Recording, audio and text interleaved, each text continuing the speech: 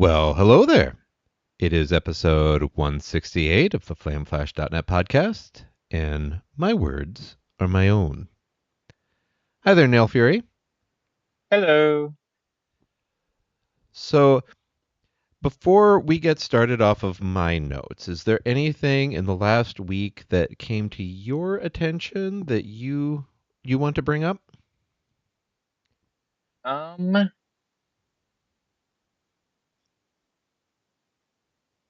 Probably like one or two things. All right.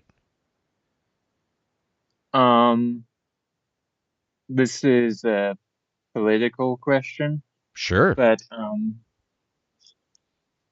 do you think Trump being president will affect Ukraine at all? Oh yeah, 100%. I mean, that was one of his campaign promises was that basically he'd get them to the negotiating table and make it stop day one, which nobody has. People seem to forget that while the United States is one of the most powerful countries in the world, we're not God. So Biden was never going to be able to get peace in the Middle East. Nobody has been able to. And get Israel to behave itself with Gaza and knock off the humanitarian crisis going on there. And we saw that at the polls. Harris was unfairly punished for the fact that Netanyahu, the leader of Israel, was going to do his own thing, regardless of what we said. Period. End of discussion. He has his own agenda, his own plan, and he's being a big jerk about it. And trying to blame anybody for what else is going on in the world or that we aren't successfully being the law enforcement of the world is completely unrealistic. So, Trump claiming that the war between Russia and Ukraine is going to be over immediately. Well, we know from his first presidency that if anything, it's he's going to just make it worse. So he'll probably pull out U.S. support financially for Ukraine, which means the EU is going to have to pick up the bill.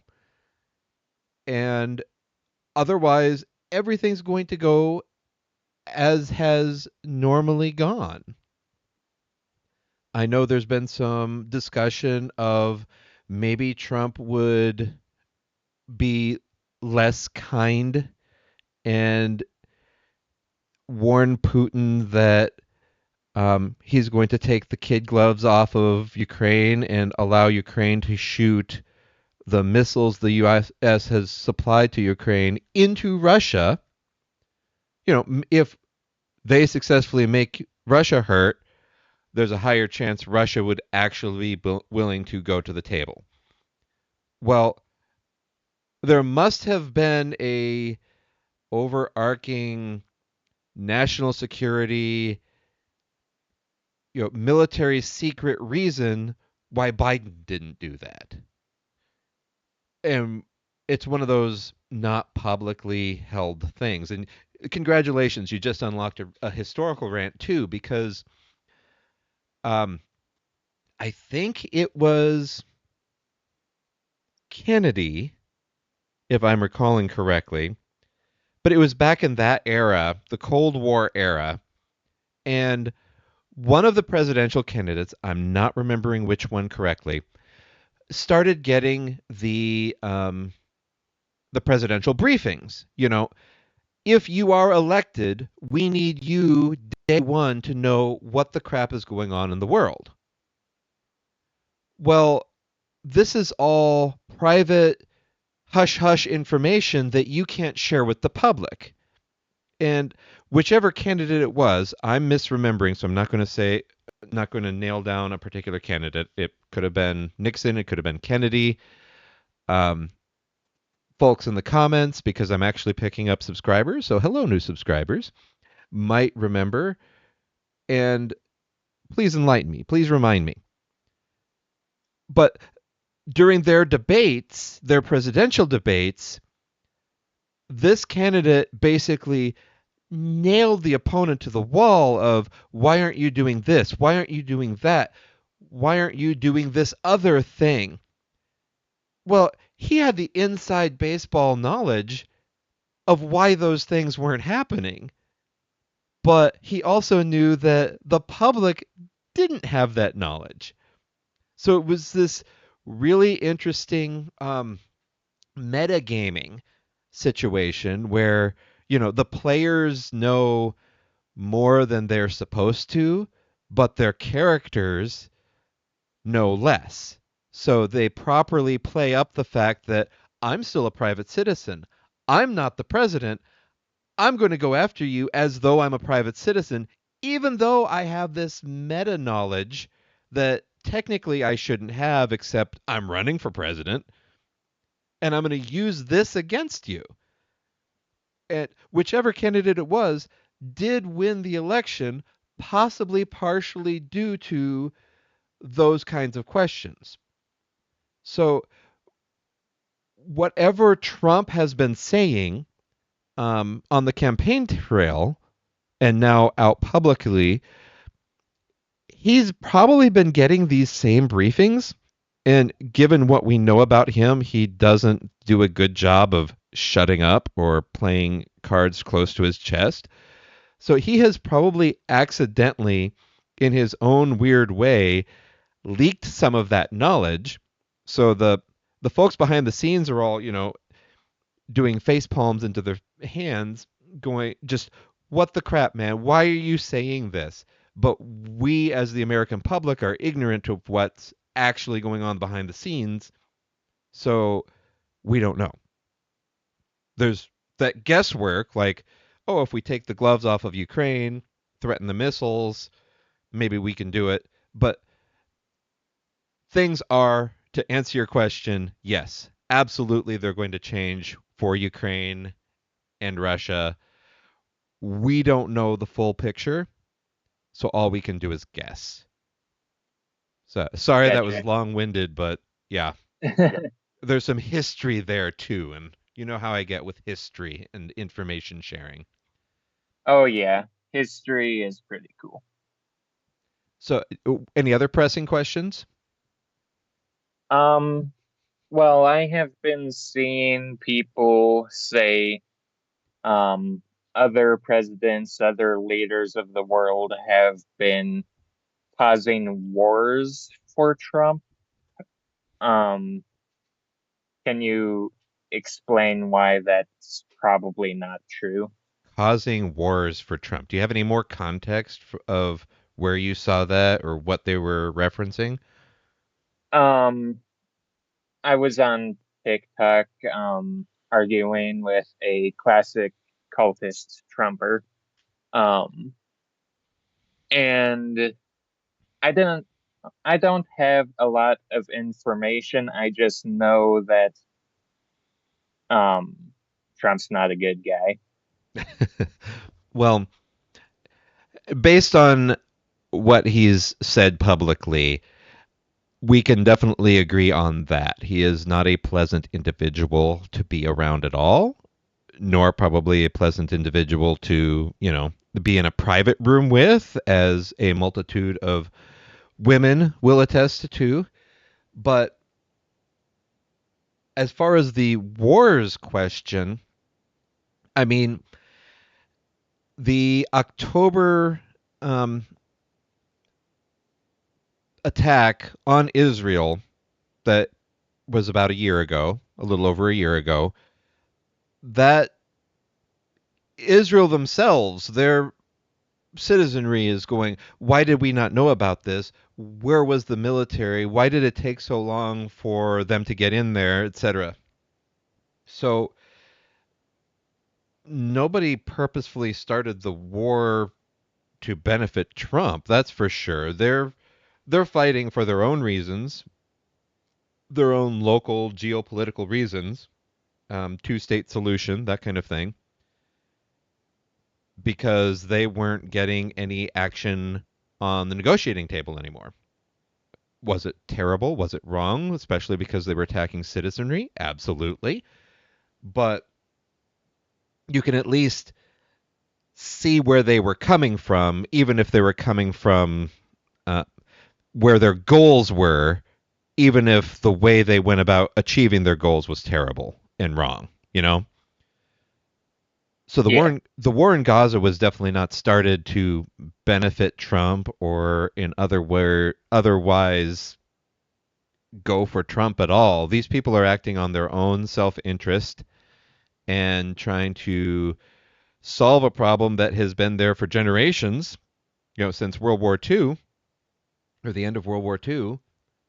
And then Ukraine, Putin claims that he invaded Ukraine to stop the spread of Nazism, but we know that's not true because the President Zelensky of Ukraine is literally Jewish. So that's just complete um, fake news, propaganda, nonsense from the Russians.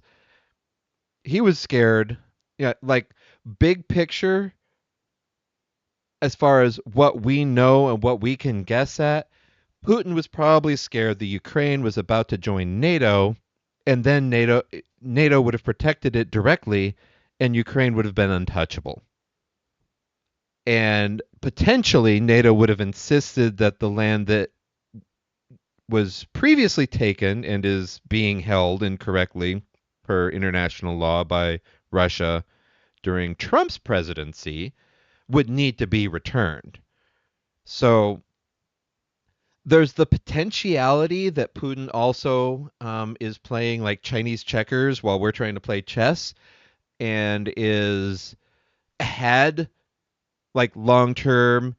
If he makes this kerfluffle happen, he's not only going to block Ukraine from joining NATO, but it might long term benefit Trump as well. We don't know.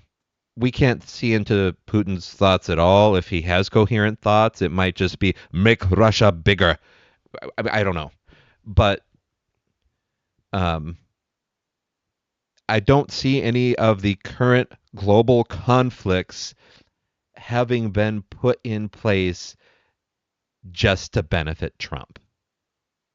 Well, I'm glad you explained that, but also what I meant by the wars question is that um the leaders have been pausing wars for Trump due to respect. Which ones? Did that cultist cite any? Because I'm looking out at the Gaza and Ukraine conflicts, which are really the only two major conflicts that are making headlines at the moment. I'm sure there are other conflicts going on that I'm ignorant of, but neither of Um, those are they on pause. That's for sure. they said all of them. Yeah, whoever this cultist is, they're just so brainwashed into the Kool-Aid that they think their orange Jesus is going to walk across the Atlantic, raise his hand up and go, "Y'all stop," and they're all going to stop. So you were probably just wasting your time and breath on that fellow, quite frankly. Yeah, I thought so too. Okay. Any other questions? Um, well, this one's mostly um, b- words. Um, I have also been seeing people um say abortion is murder, but um I don't really see why they would think Well, that goes, oh, that's a mess, bud. I mean, that. Technically speaking, you and I really don't have a place to be talking about this because we are both cisgendered males that don't have a horse in the race at all. We're not going to get pregnant. Well, we could potentially get somebody else pregnant, but we're not going to get pregnant ourselves. You know what I mean? Yeah, but I'm mostly bringing it up because I feel like women should be able to control their bodies. Yes, they should. And the whole religious undertones aren't even truly biblical. They're the fundamentalist Christian patriarchy of life begins at conception, except, and I'm, this is a terrible, terrible, crass thing to say because a lot of women, when they find out they're pregnant way early on, they're excited. That is a child to them. They are eager. You have lost siblings. I'll put it that way. That due to a miscarriage, they don't exist. You know, your Yeah, timing wise, your youngest sister could theoretically not exist because a miscarriage didn't happen and therefore she was never conceived because your mother was pregnant with somebody else. We're that nitty gritty. And the miscarriage is painful to the lady in a multitude of ways. The loss, the what ifs, the literal pain, and the heart, just the overall heartbreak. The Republican ignoramuses that are out there trying to control women's bodies don't understand at all that most women want that child. And the loss is terrible. It's heartbreaking. And they wonder still who that individual would have become. And I can speak to it a little bit as a parent of with the knowledge that there was a conception and that didn't come to pass into a younger sibling for you or an older sibling for you, but they're called miscarriages rather than deaths for a reason. That potential individual was just that, a potential individual. They hadn't been born yet. They were not viable outside of the mother. So, scientifically speaking, an abortion prior to viability outside of the womb is not murder at all. And even the quote unquote abortion that, because it's a medical term too, you have to keep that in mind. It is not a political term, it is a medical term. So a fetus that is unviable inside the mother past the magic date, and I would have to look it up because, again, I am male, so it's not something I've had to really worry about, is why else could they not be viable? Was something, do they technically not have a heartbeat? Is there no brain activity? Have they never developed lungs? There's so many reasons, medically speaking, that a child developing inside the mother might not survive outside of the mother. And a abortion medical process to make sure the mother survives is such that it needs to happen. It is a private, painful, heartbreaking thing that has to be discussed between the woman and her doctor, and if she so chooses, the woman's partner as well, you know? Yeah. And they're going to mourn together, all of them. Yeah, because another thing I've heard is there have been some mothers who have said um, their doctor said that if their child was born, it would have a slow death A slow, from, painful death. yeah, Exactly. Because whatever's wrong with the child inside, they will not survive once born. yeah, Under some religious traditions, the soul arrives to the body after birth, after the vessel has arrived. And as a parent, you can you can almost see that, like you're holding this precious, absolutely adorable lump of baby, innocent child.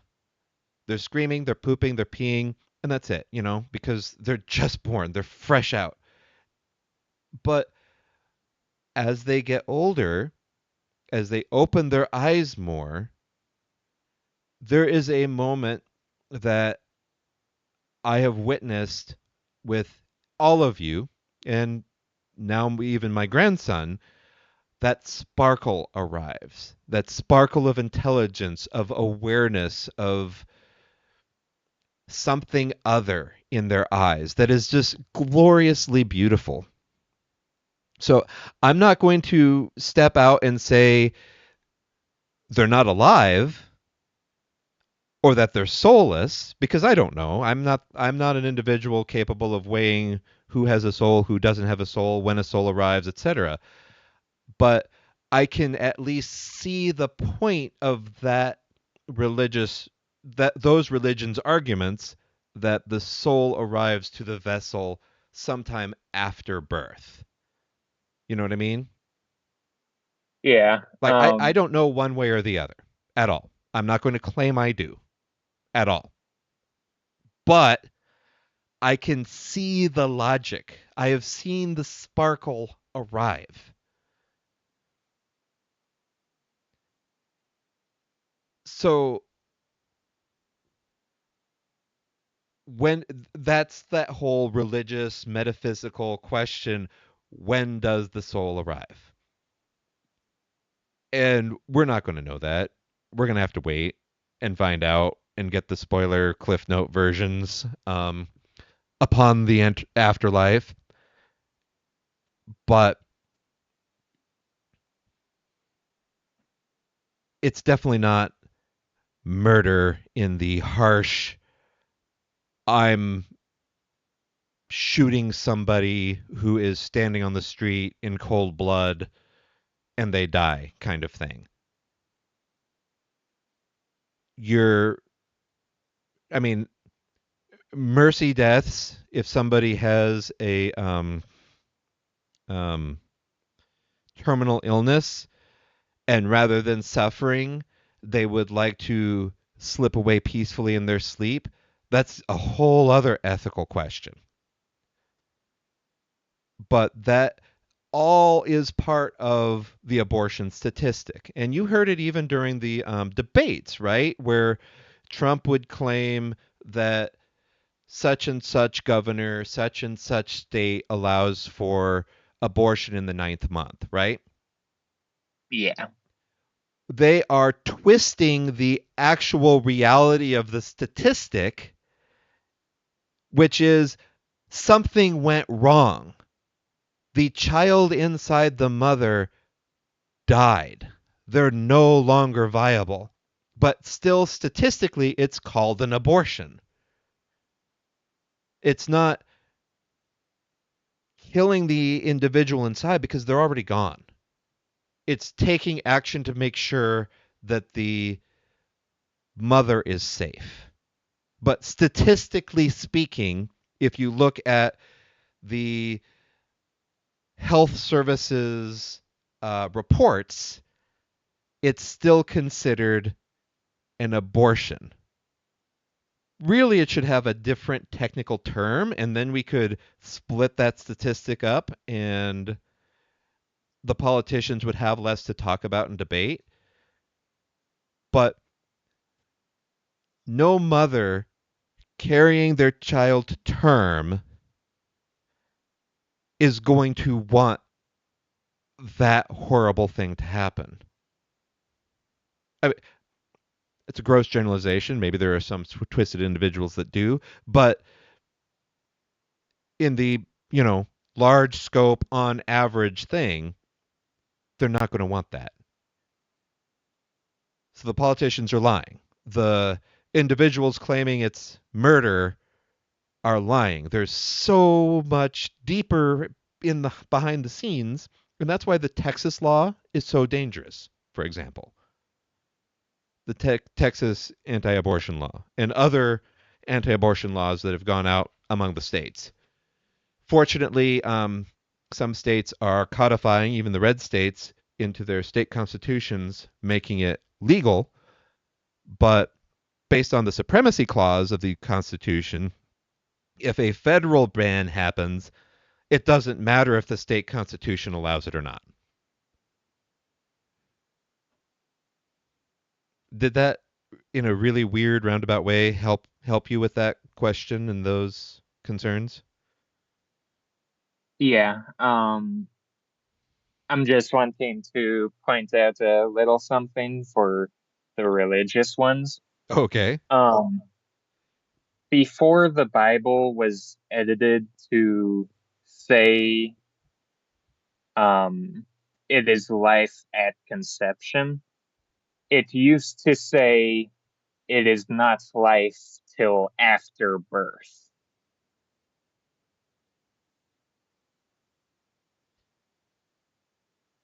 So, I can't re- I can't remember which part, but all right, just a quick googling. And so this, the argument for life at conception, a Reddit post in the subreddit Christian posted 2 years ago. Arguments about the Bible saying life starts at conception, etc. What's funny is that the Bible literally does say how to perform an abortion. Like that's in there. How to do an abortion. It's in there. But let's see here. Jeremiah 1:5 supposedly. Before I formed you in the womb, I knew you. Before you were born, I set you apart. I appointed you as a prophet to the nations. Well, that's talking about one individual. That literally the Christian God Bible says you're you had a predestined fate. You single individual, I had a plan for you. So trying to lean on that to say life starts at conception seems a little strange because we also have, say, the Gabriel angel Gabriel coming to Mary and saying, "Hey, yo, you're about to have God's child here." Um, and Mary says, "Bet." And clearly, I watched a TikTok of Zoomer translation of the Bible recently, and so I'm still leaning in that accidentally, and I apologize. But um, that's it. Let's see here. Psalm 139:16. Your eyes have been my formless substance, and in your book were written all the days that were ordained for me, when as yet there was not one of them. I don't have any context. That's a single line from a psalm. Psalms are poetry. Psalms are a story. I'm not sure we can run and take anything literally from there, you know? Yeah. Isaiah 49:1. Listen to me, O islands, pay attention, O distant peoples. The Lord called me from the womb, from the body of my mother. He named me. Again, predestination, fate. There are other ways to read and interpret all of these.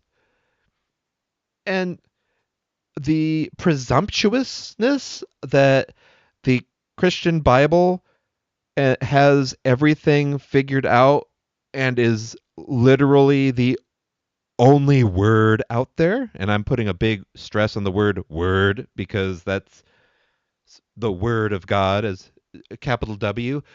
Um, that's it's still written by human beings. It's still edited by human beings.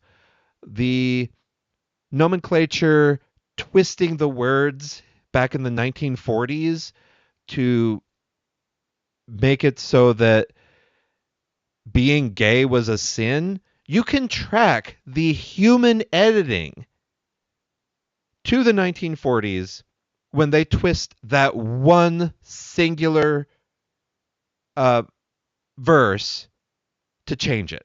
You can track it. So trying to take any of these religious texts as anything but guiding stories.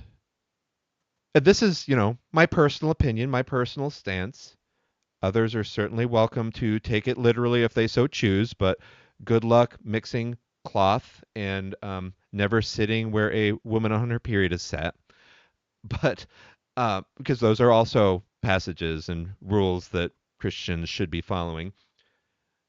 There's so much cherry picking that they should just be treated as guidebooks.